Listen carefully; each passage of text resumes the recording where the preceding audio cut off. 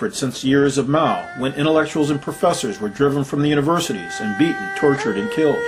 Scholarly books were burned, and 4,000 years of culture destroyed. Scholars, intellectuals, those with the highest education, and even full professors received the lowest pay. Even a waitress at a foreign hotel earned many times that of a full professor. The Chinese had a saying, as poor as a professor, as dumb as a PhD. Over 400 million Chinese were illiterate. The people were kept ignorant and in darkness by a repressive dictatorship which was consumed with making money. Deng had proclaimed that to get rich was glorious, and those in power, including Deng's family, were getting very rich. Just as the leadership feared, students at dozens of universities saw Hu's death as an opportunity to protest crime and corruption among the top leaders.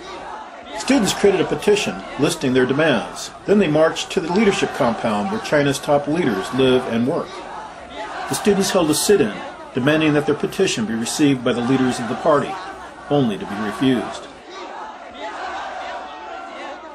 The students then marched and staged a sit-in in front of the Great Hall of the People, where Hu's memorial service was being held, demanding dialogue and again presenting their petition.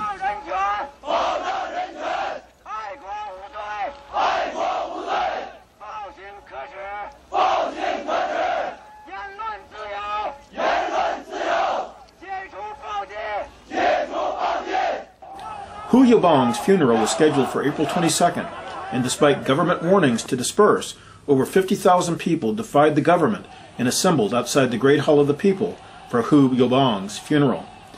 Chinese police stood outside and guarded the building. The people of China were not welcome at the Great Hall of the People. The students responded by chanting and shouting, "Down with dictatorship," and "We love freedom." Just as the leadership feared, students at dozens of universities saw Hu's death as an opportunity to protest crime and corruption among the top leaders of China. The rulers of China were also in a quandary. Although Hu had been deposed for pushing democratic reforms, Hu was still a loyal communist fighter who had held many important posts. Hu deserved all the honors of a state funeral. But the dictators were wary. Li Peng advised, "The universities should be carefully watched," he said, "for students were the most well-informed and the most likely to voice complaints."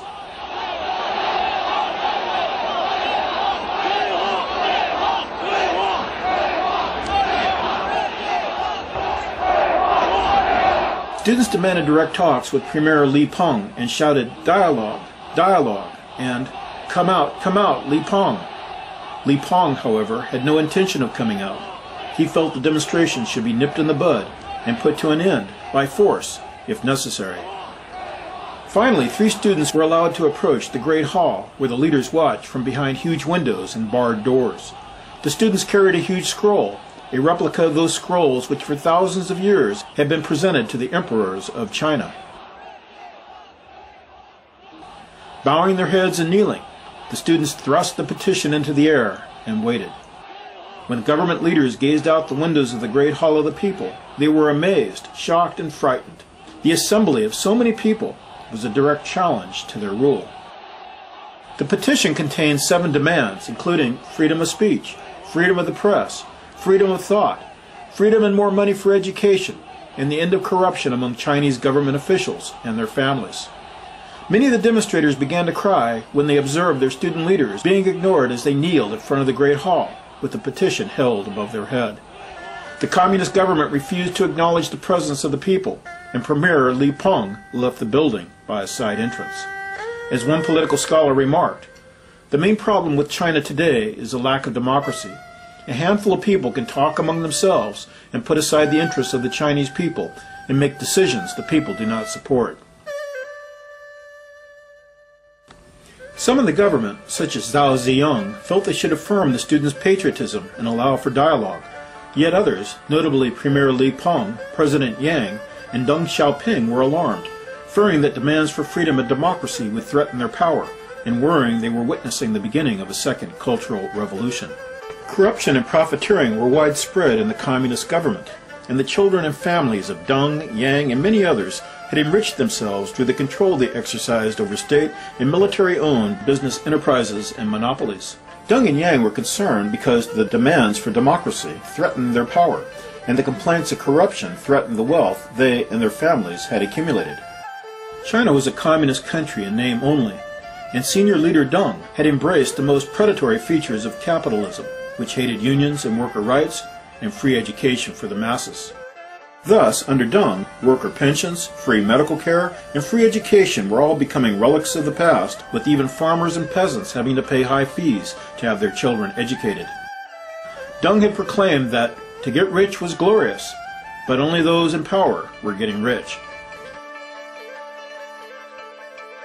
Over the following days, the student demonstrations only increased in size, and so did their demands for democracy, accountability, and freedom. This is no ordinary student movement, Deng complained. This is a well-planned plot whose real aim is to reject the Chinese Communist Party. We have got to be very clear in explaining to the nation why we must stop and oppose this turmoil. On April 26, 1989, Deng's opposition to the democracy movement was reprinted as an editorial in the People's Daily. It was titled, "The Necessity for a Clear Stand Against Turmoil."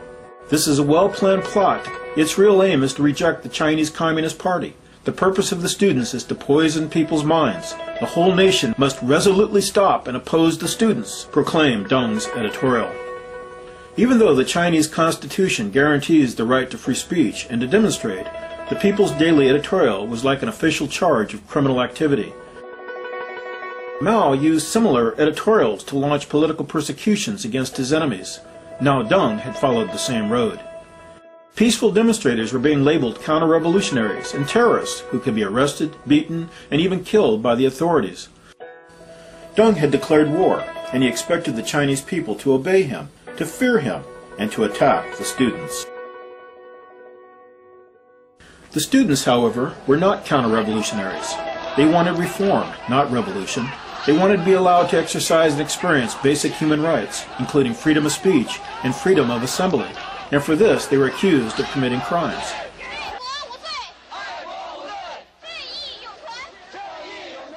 The editorial triggered an explosive reaction which left Deng, Yang, and Li Peng shocked.